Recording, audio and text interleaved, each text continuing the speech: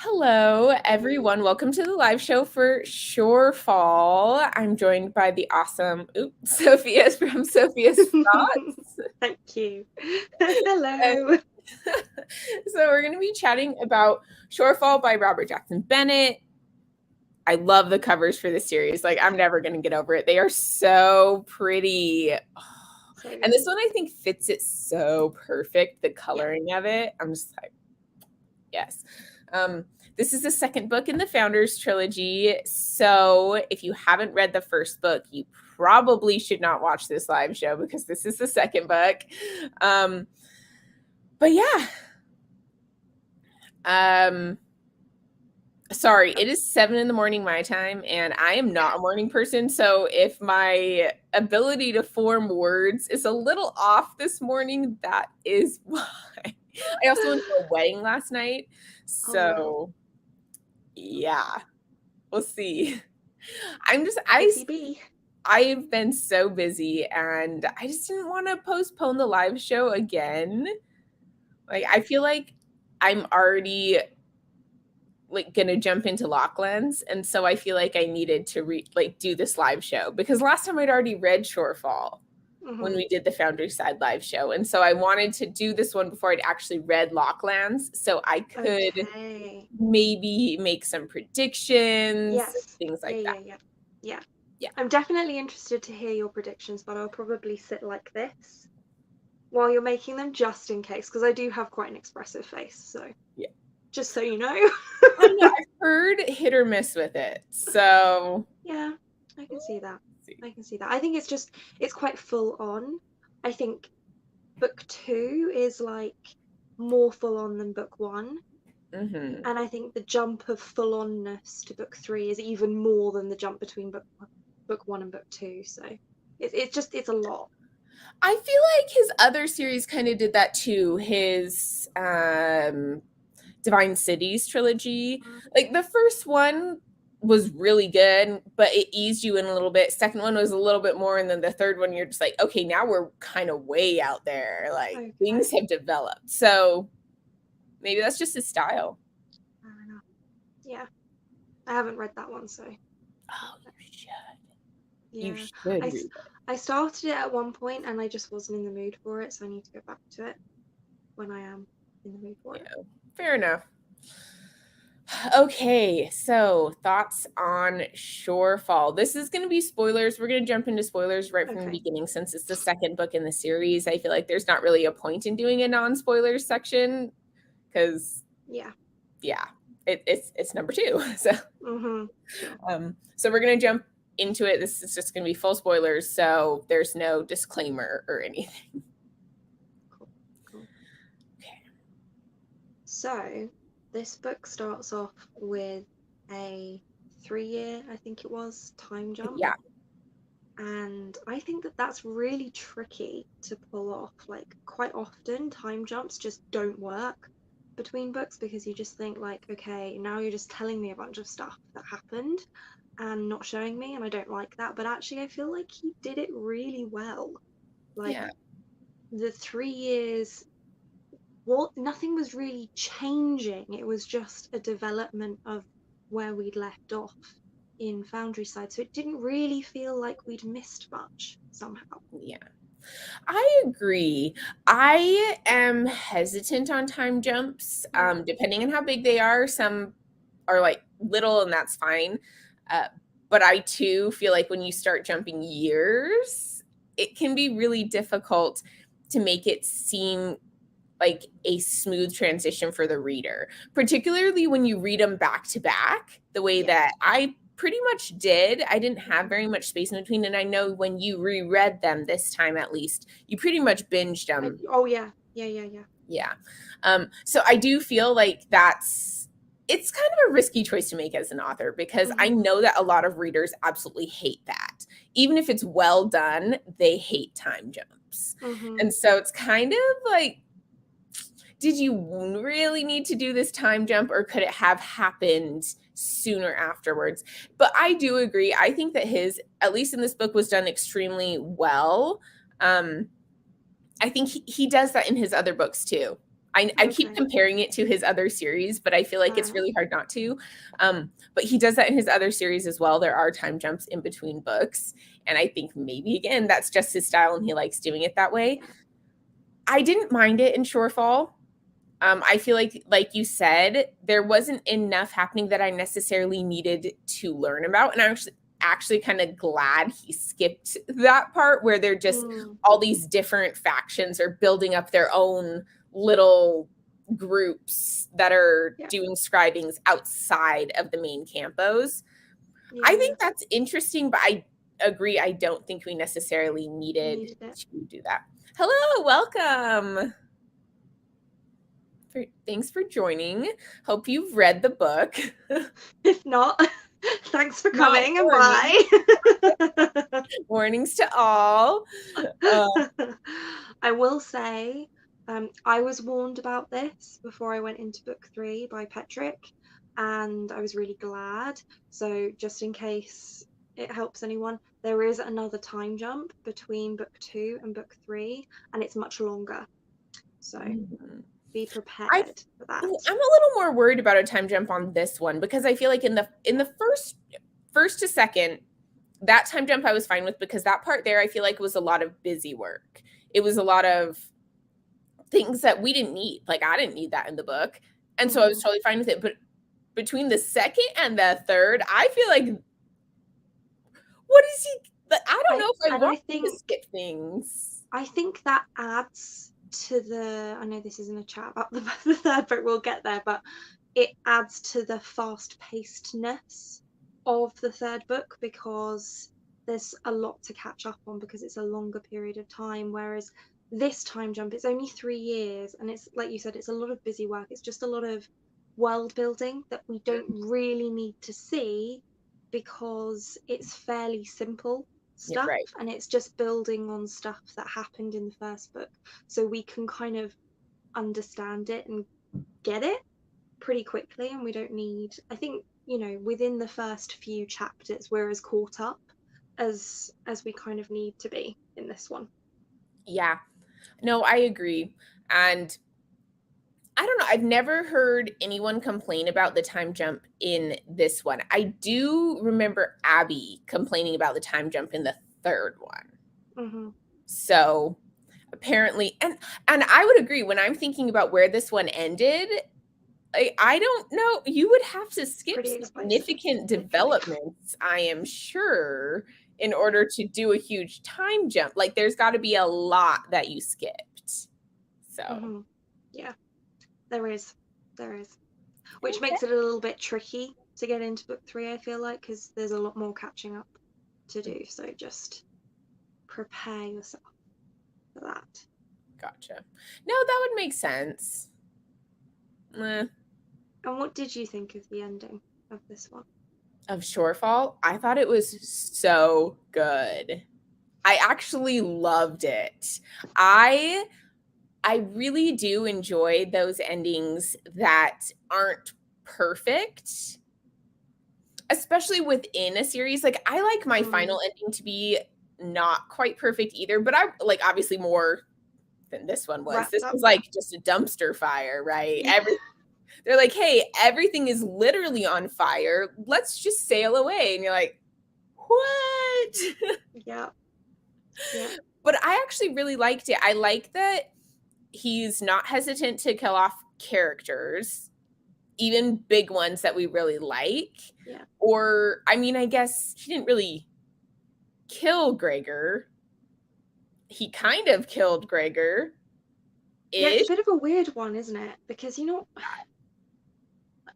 this book, especially the second half of this book, is where I start to find it a little bit more difficult to keep track of what's happening with the magic, and Gregor's a perfect example because it's kind of like, okay, so Gregor is also Valeria, but also Tavan. What? Like, sorry, you're gonna have to run that one by me again. I'm lost.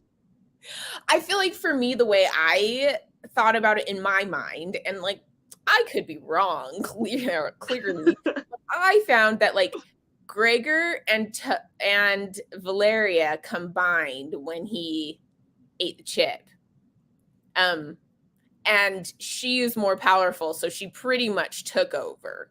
Like Gregor Mhm. is ish there, but it's mostly her. But then once they joined with the lexicons, Well, I then think hadn't she already done that before he joined with her? So she'd already joined with the lexicons, right, and that's why he joined with her to stop her right, to from stop it. doing whatever it But was. I Yeah, think it's the joining of the lexicons and their yeah. ability to like take over the city that turned Mhm. them to Vaughn.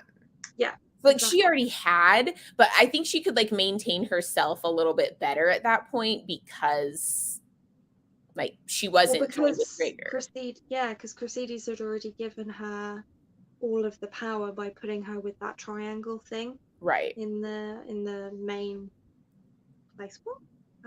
Dandolo Campo. Yeah. Dandolo. Hmm. Hmm. I always have to say like Gregor Dandolo in order Yeah, to that's what I just did. yeah, I always have to say his name in order to like have it go through. Yeah, same. Oh, no, so that's kind of my thought on how it kind of worked. Yeah, Yeah, yeah, it's but all a bit wild. it's kind of crazy. It just started becoming very destructive. I'm like, Right. whoa, was that necessary?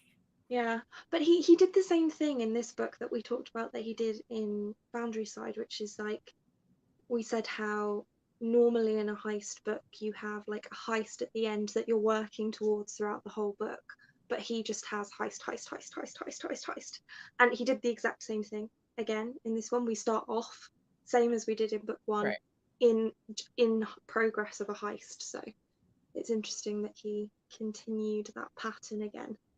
Yeah, I actually really enjoyed it. I think I like that pattern where we start with something kind of exciting and interesting, and Hmm. then we keep those things going. Like it's not there's not really a lull in his books. It doesn't feel No. like it feels like it's very like do and then whoop. Yeah. Yeah. And we don't I feel like in both books there wasn't really a down at the end either. He kind of is Mm. like ju and just stays like Stay that. stops at the Yeah. high point at the Yeah. ends of his books.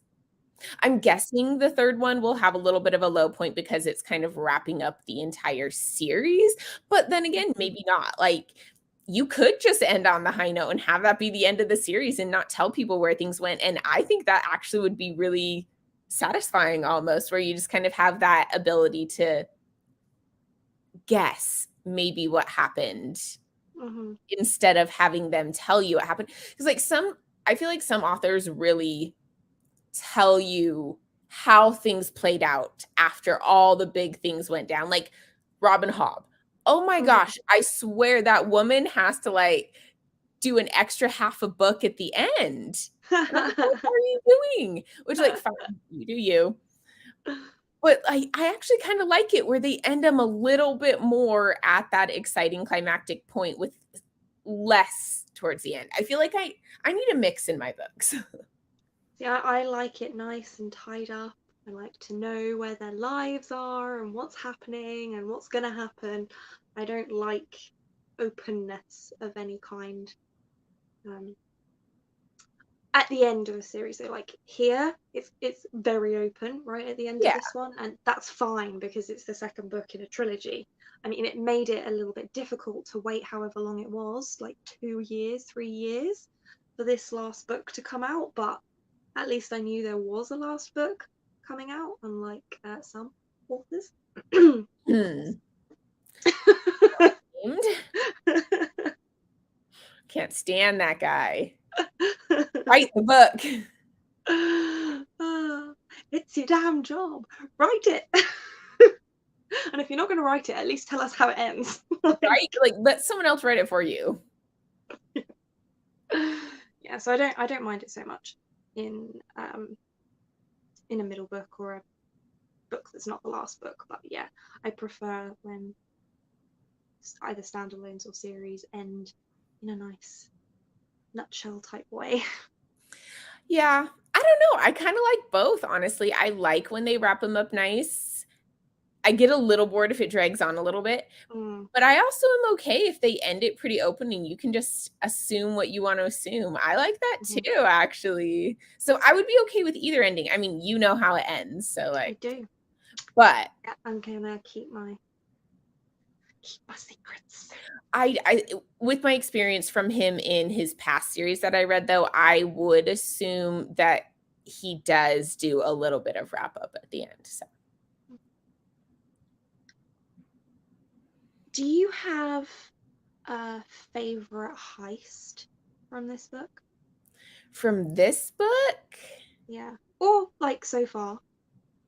honestly, I actually really liked their first one. And I think Mm, part of the reason I liked it was because of how well it went. I yeah. really actually enjoy when the heists go to plan. I Yeah. think that is the best way to do them, Mm, actually. I know that it's exciting to throw in these little things, but I actually like when they throw in these like wrenches in the plan or things that mhm. go wrong, but then you find out that was actually the plan, Yes. right? Yeah, yeah, that's cool.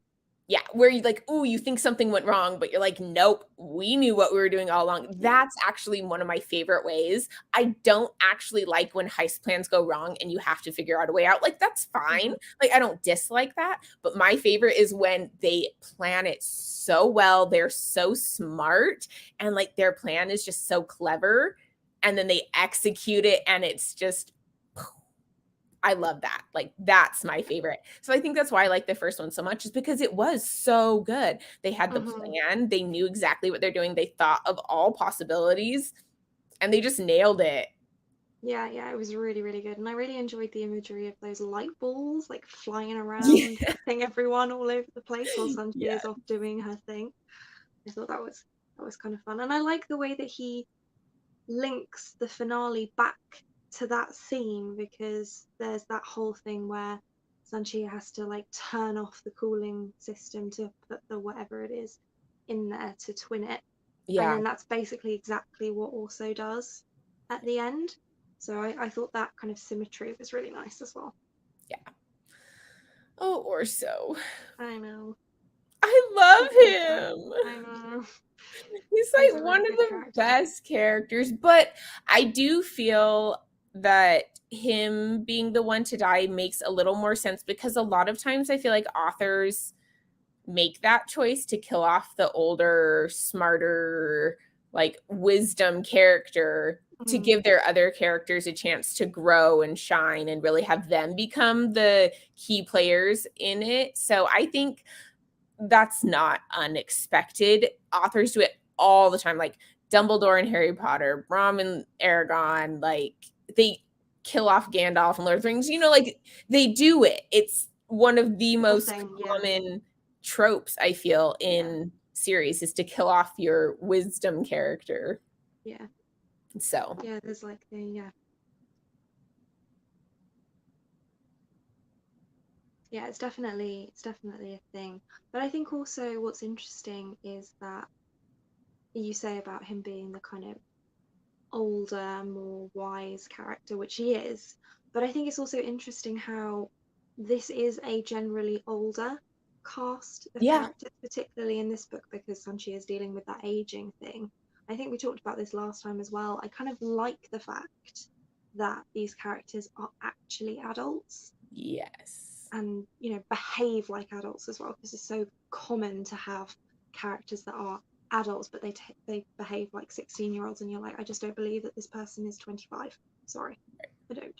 Whereas with these characters I do legitimately feel like yeah, when they go out and they celebrate and they come back and they're like completely trashed after just a couple of drinks and they're like we're so old, I'm like yeah, I feel you. Right? Yeah. No, I totally agree. I feel too that it's really nice to not have them be 16, like not just adults acting adults, but I feel like so many books they make their main characters like 16 to 19 years old, regardless of if it's adult or not. And I mean, like Brandon Sanderson does this in Mistborn, where I love Vin. I love Mistborn. Don't get me wrong. But that's a common thing as Yeah. well, to have at least one of your characters be really young because it does give them a lot of room to grow and develop. But Hmm. I don't know. I liked that these people were already mature. They'd already like developed a lot. Like they had actually very well developed characters and they weren't the stupid people at the beginning. Like they were already smart. Like Sancha was actually already very smart.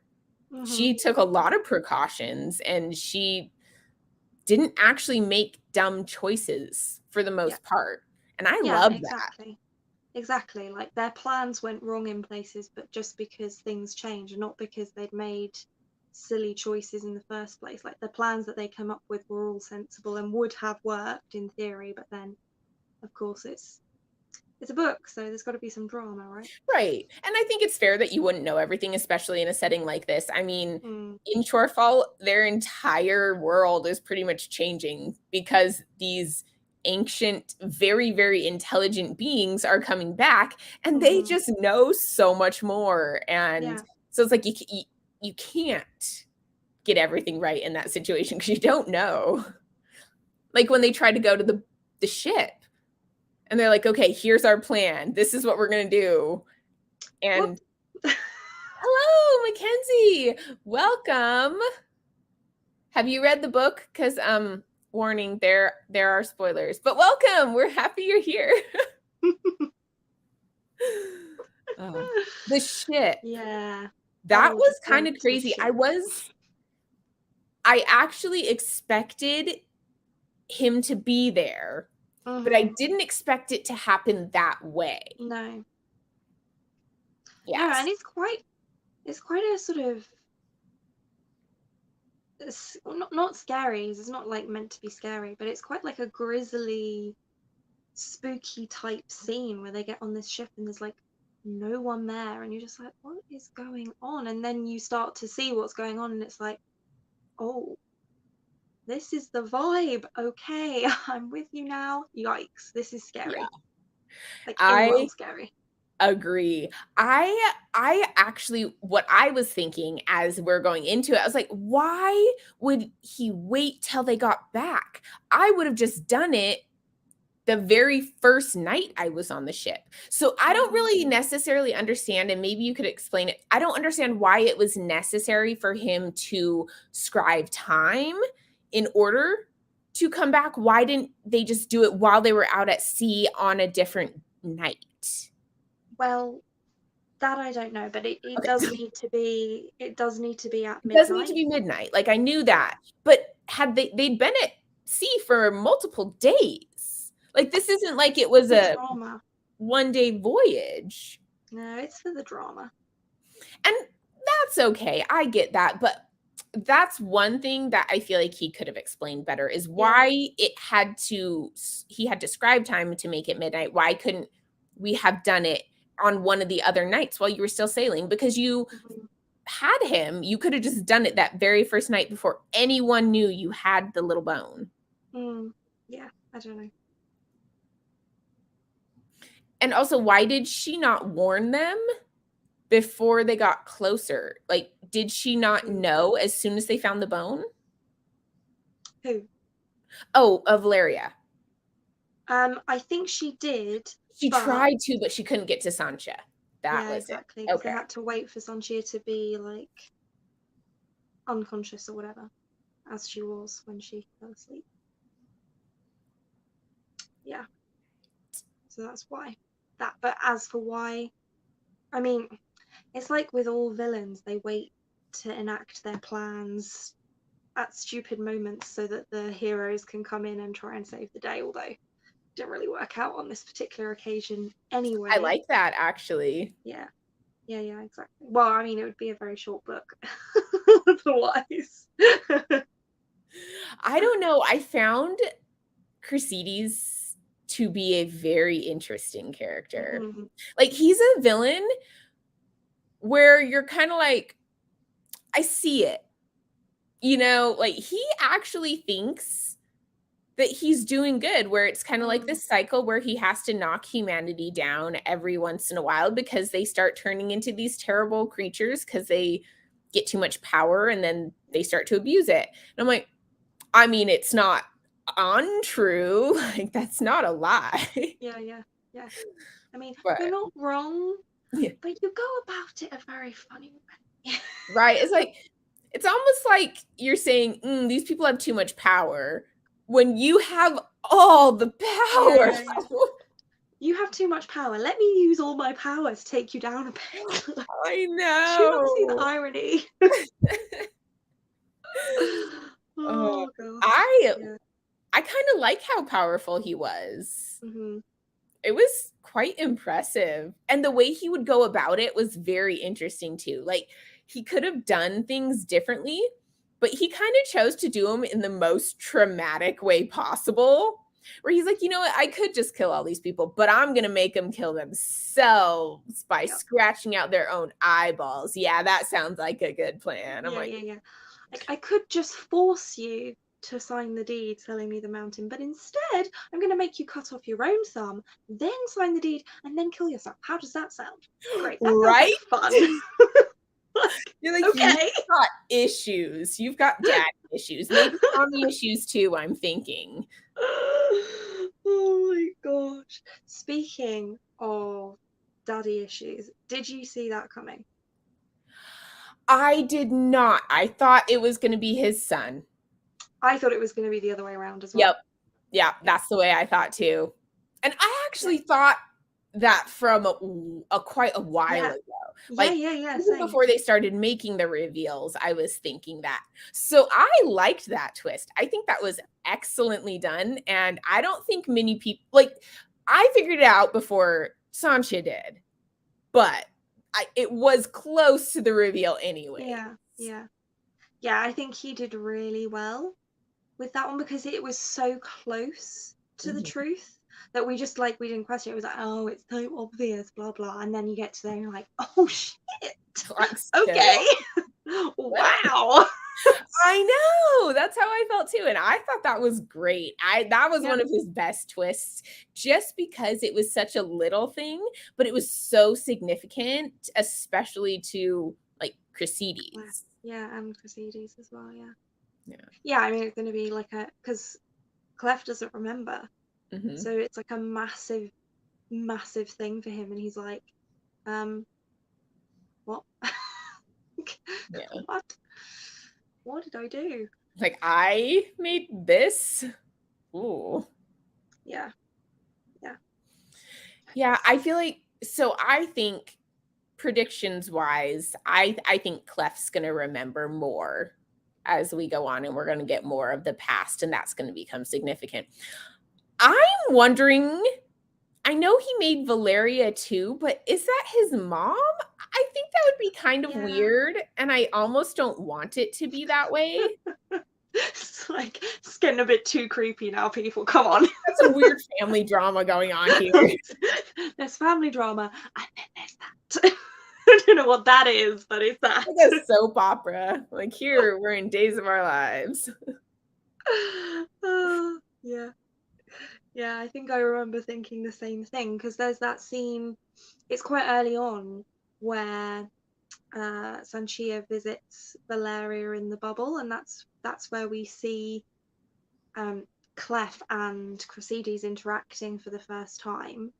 Mhm. And Valeria's there as well. And I was thinking to myself, right, well, I think that Crescides is the dad and Clef is the son, but who's Valeria then? Is she just like a creation or is she another person? And if she's another person, who is she? Like, what is happening there? Right. I kind of hope she's just I mean, obviously people had to go into her. Like she couldn't have just Mm. become. Yeah, yeah. Well, I think she said in the first book that lots of people had to die to create her. I can't remember Yeah. the figure, but she said it was a lot. Yeah. I agree. I kind of hope it's not his mom. I think especially now that she's all wrapped up with Gregor, that seems Yeah, weirder to me, but yeah, I don't yeah, know. I could trust him to execute it well if necessary. It just seems a little bit weird, yeah. but I don't Do know. you have any other predictions? Any other predictions? I think it's going to be like a big war. I think we're going to be going to war. And I don't know if Valeria or Tavon or whatever we call this being at this point is going to have like actual people on her side, or if she's going to have all scribed things on her side. Like, because I could see her side being mainly scribed beings, and then our side being the non-scribed beings fighting back. Because I don't see why. I mean, maybe she'll go out and find some people, because I think the world's got to expand. We're obviously not staying in Tavon. So maybe there Hopefully. are groups out there that are like in Lord of the Rings, where you have some people that actually do join Sauron's side, right? Like, that could definitely happen. But I think she's going to fight a lot with scribe stuff, just because she knows it so much better than we do. I don't know what, I almost feel like Chrysides might join our side to fight against her or them, or I don't know, what do you call this being at this point, them?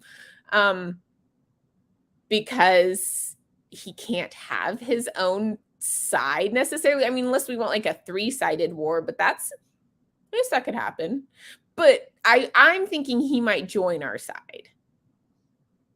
And that's another thing that kind of worries me about the time jump. Like, if he does join our side, I want to see some of that happening. I don't want to necessarily jump to the point where we're already on the side of Chrysides. That would be weird to me.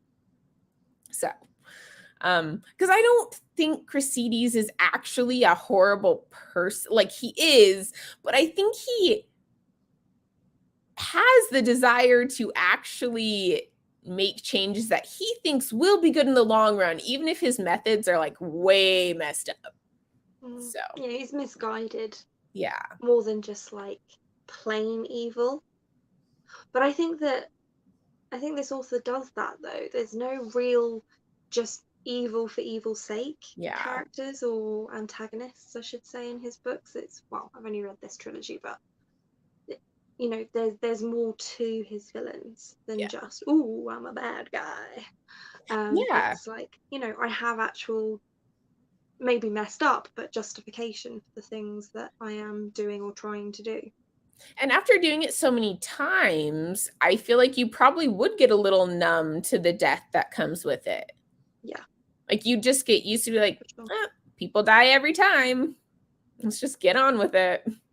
You're like, ooh, Yeah, yeah, not how I feel about that, but okay. yeah. Well, I suppose for him, it's like, you know, if you step on an ant, you don't really think about it.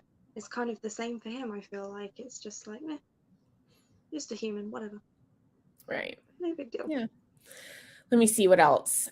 I think that Tavon wants to just wipe people out.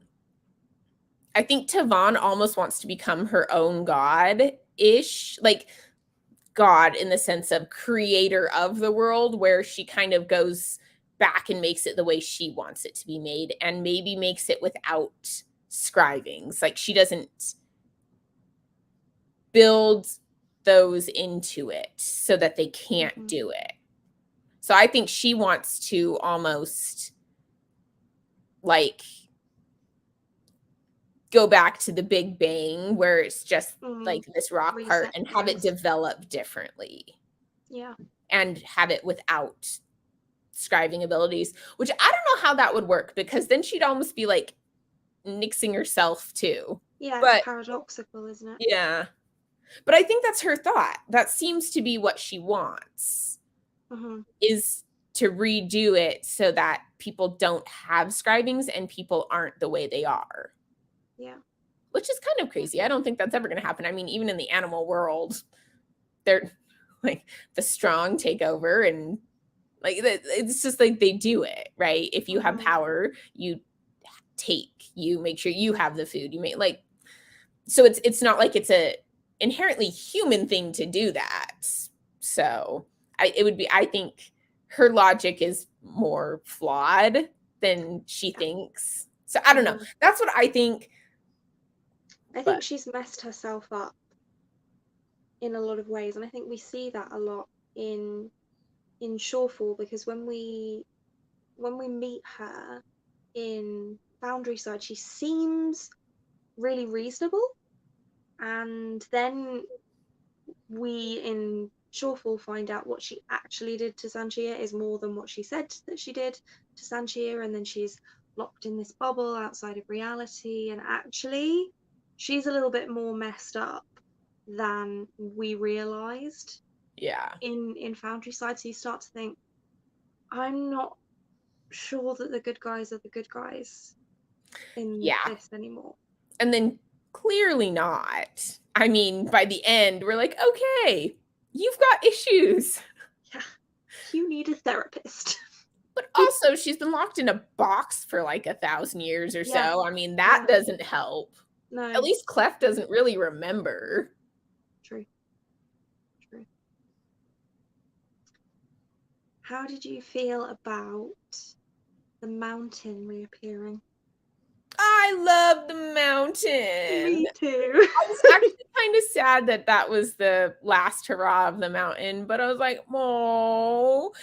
And he like helped him out and helped I him know. trap, well, for like 2 seconds to trap him in there so they could get away. I was like, he he loves Sancha.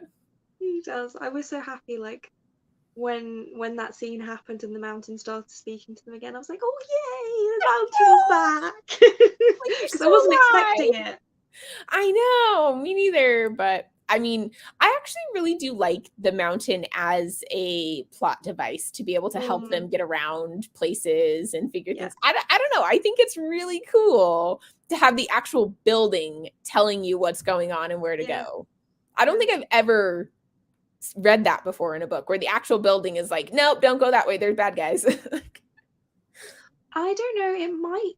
It might be a feature in the Illuminae files. I can't quite. I mean, that's a spaceship, Oh, the not a ship. building, Oh, but yeah. kind of No, you're maybe a right. little. That's Yeah. true. And I really liked it then as well. I really, sentient AI is one of those tropes that I just love. Like anytime it comes up, whatever it is, I'm like, yay, Me I love too. you, I you're love a it so much. puppy. I am so glad that Clef came back because I was so sad at the end of Yeah. Foundry Side and then beginning of Shorefall where we didn't have him, and I was just so depressed. It's like a massive hole in the cast of characters without Cleft. Cleft. I know. Clef's my favorite. I love Yeah. him so much. If we come to the end and he is the villain, I'm going to be ticked. I love Clef. But I think it's so interesting that he's making us question that he's like, here's this main character who you thought was this amazing person or key, whatever, and you think they're the good guy, but now you have to question that. I'm also kind of interested to see how we got to the point of Crescides turning his father into a key. Right, Like, like what? how It's not really my first did go-to when I'm we like, get from point A to point B? I yes, I like I need some need filling some here. information on the process, like the thoughts going on here. Yeah. Yeah, because it made more sense.